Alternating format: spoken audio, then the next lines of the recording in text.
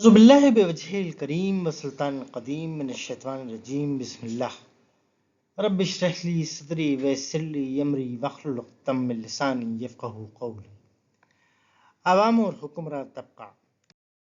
سے محروم۔ رسول اللہ صلی اللہ علیہ وسلم نے فرمایا، قیامت اس وقت تک قائم نہیں ہوگی جب تک دنیا میں سب سے زیادہ سعادت والا اسے نہ سمجھ لیا جائے جو کمینہ ہو اور کمینے کا بیٹا ہو۔ جامع ترمذی۔ یہ حدیث اپنے معنی اور مفہوم میں بالکل واضح ہے اور دور حاضر پر اس کا انطباق بھی جو ہے وہ مشاہدے میں ہے کہ حد درجہ شرم و حیا سے عاری، بے حس، ظالم و جابر لیڈر حکمرانی کا تاج جو ہے وہ سر پر سجانے کے لیے اپنے جتن ہائے خبیثہ میں مصروف اور مشغول ہیں اور حیا باختہ ہو کر ارض پاکستان کو فساد کے اندر جو ہے وہ مبتلا کیے ہوئے ہیں۔ بے وقوف حکمراں مسلط کر دیے جائیں گے۔ اسی طریقے سے رسول اللہ صلی اللہ علیہ وسلم نے فرمایا، 6 چیزوں کے ظہور سے پہلے موت کی تمنا کرو: بے وقوفوں کی امارت، پولیس کا زیادہ ہونا، فیصلے کا بیچنا، انسانی خون کو ہلکا سمجھ لینا، قطع تعلقی کا عام ہونا اور ایسے لوگوں کو ممبر و سٹیج وغیرہ پر زیادہ بڑے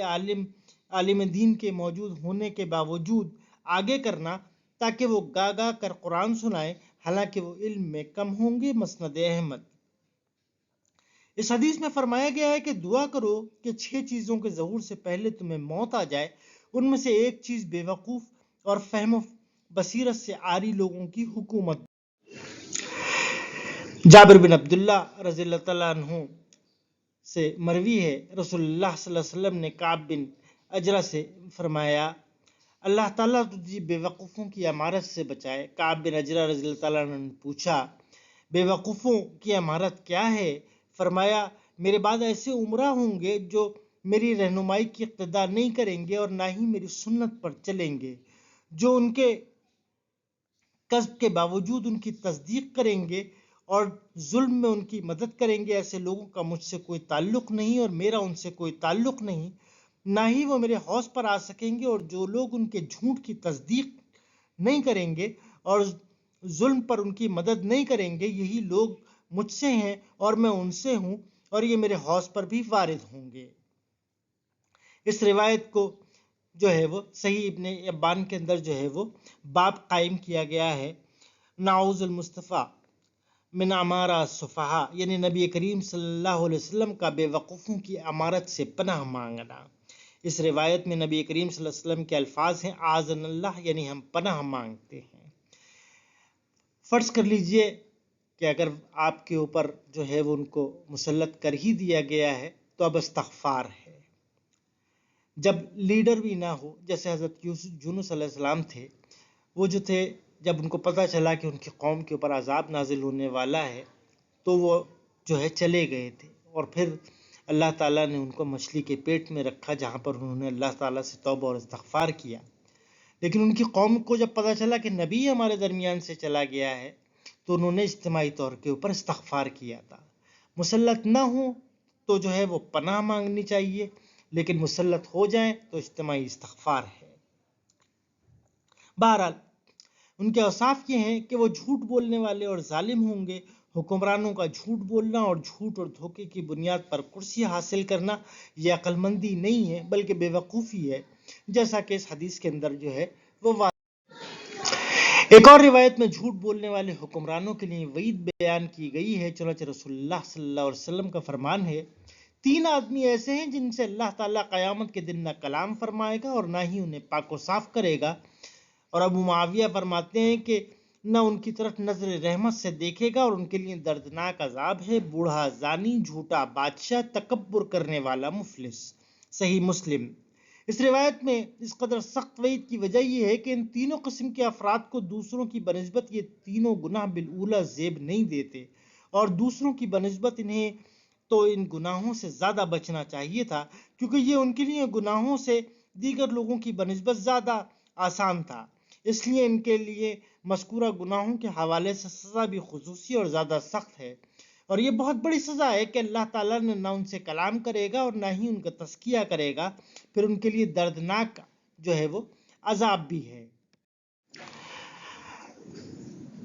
تینوں مذکورہ گناہ تینوں قسم کے افراد کی بے وقوفی کو بھی واضح کرتے ہیں، اور بالخصوص جھوٹا بادشاہ، جیسا کہ حدیث میں صراحت کے ساتھ بے وقوف بادشاہ کے اوصاف میں دروغ گوئی کا بھی بیان ہے۔ رسول اللہ صلی اللہ علیہ وسلم کی طرف سے کی گئی یہ پیشین گوئی آج من پوری ہوتی جا رہی ہے۔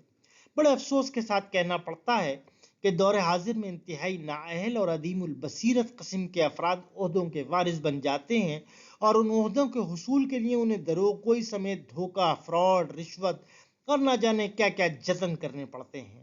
اور پھر جس طرح سے یہ عہدوں کو حاصل کرتے ہیں، کیسے یہ ممکن ہے کہ ان گناہوں اور معاشرے کی بربادی کی بنیادی اسباب کو ختم کر دیں۔ نتیجتاً ایسے جھوٹے، مکار اور عدیم البصیرت حاکم کی وجہ سے برائیاں ختم نہیں ہوتی بلکہ مزید جنم لیتی ہیں۔ بہت ہی کم لوگ ہوں گے جنہوں نے اپنے ضمیر کا سودا نہ کیا ہوگا۔ بہرحال ایسے لوگوں کی امارت تو قیامت کی علامات میں سے ہے، لہٰذا بصیرت کے حصول کے لیے دعائیں بھی کرنی چاہیے اور اہل علم اور اہل بصیرت سے تعلق بھی رکھنا چاہیے۔ یہ بات بھی واضح رہے کہ امارت صفحا کا مسئلہ ایسا نقصان دہ ہے کہ اس کی لپیٹ میں پورا معاشرہ آ جاتا ہے، کیونکہ قرآن مجید میں اللہ تعالیٰ کا فرمان ہے، سورہ انعام کی آیت نمبر 129، اس طرح ہم ظالموں کو ایک دوسرے کا ساتھی بنا دیں گے کیونکہ وہ مل کر ایسے کام کیا کرتے ہیں۔ اس آیت کے مختلف معنی جو ہے وہ بیان کیے گئے ہیں۔ ایک معنی یہ ہے کہ جہنم میں باہم ظالم ایک دوسرے کے ساتھ ہوں گے، دوسرے معنی دنیا میں بھی ظالم اور کافر ایک دوسرے کے دوست ہوتے ہیں، تیسرے معنی ظالم لوگوں پر اللہ ظالم لوگ ہی مسلط کر دیتا ہے، خواہ وہ حکمرانوں کی صورت میں یا کسی اور صورت میں۔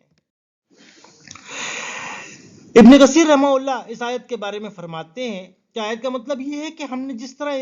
ان نقصان یافتہ انسانوں کے دوست ان بہکانے والے جنوں کو بنا دیا، اس طرح ظالموں کے بعض کو بعض پر مسلط کر دیتے ہیں اور بعض کو بعض کے ذریعے سے ہلاک کر دیتے ہیں، اور ہم ان کے ظلم اور سرکشی اور بغاوت کا بدلہ بعض سے بعض کو دلا دیتے ہیں۔ خلاصہ یہ ہے کہ ان تینوں میں سے جو بھی مراد لیا جائے، تینوں کے عموم اور وسعت میں ظالم حکمراں کا تسلط بھی آ جاتا ہے، اور تیسرے معنی میں تو سب سے زیادہ واضح ہے۔ لہٰذا اس آیت کی روشنی میں یہ بات کہی جا سکتی ہے کہ جیسے لوگ ویسے حکمراں، یعنی حکمرانوں کی بے وقوفی لوگوں کی اکثریت کی بے وقوفی کی دلیل ہے۔ ہمارے اس استدلال کی بنیاد اسی آیت مبارکہ کے اوپر ہے۔ اس مضمون میں گویا ایک ضعیف روایت بھی موجود ہے، کما تکونوا یولی علیکم، جیسے تم خود ہوگے ویسے ہی تم پر حکمراں مسلط دیے جائیں گے۔ اس روایت کو سندن ضعیف ثابت کرنے کے بعد علامہ البانی رحمۃ اللہ علیہ تبصرہ بھی کرتے ہیں کہ اس حدیث کے معنی بھی مطلق طور میرے نزدیک صحیح نہیں ہے، کیونکہ تاریخ ہمیں یہ بتاتی ہے کہ غیر صالح آدمی کے بعد صالح آدمی جو ہے وہ امیر بن جاتا ہے، حالانکہ عوام تو وہی کی وہی ہے۔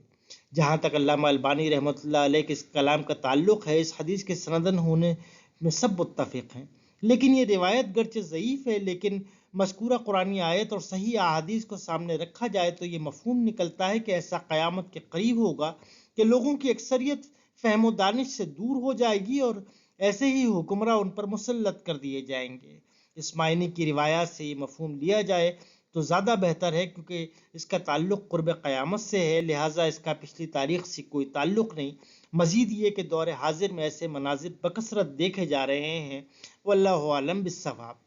لیکن اگر حکمراں مسلط نہیں ہوئے ہیں تو اللہ سے پناہ مانگنی چاہیے کہ عدم بصیرت والے حکمرانوں سے بچائے، اور اگر مسلط ہو گئے ہیں تو اجتماعی طور کے اوپر استغفار کرنا چاہیے۔